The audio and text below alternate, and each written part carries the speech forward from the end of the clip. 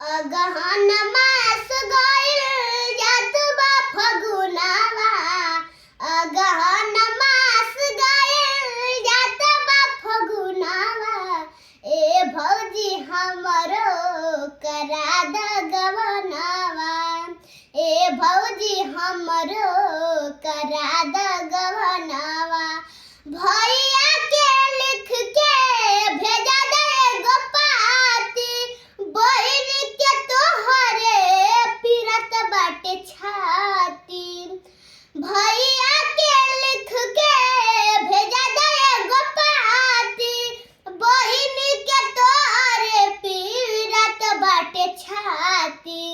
सुतला में देखिले अटपट सपनावा। सुतला में देखिले अटपट सपनावा। ए भौजी हमरो करा द गवनावा। अगहन मास गइल जात बा फगुनावा। अगहन मास गइल जात बा फगुनावा।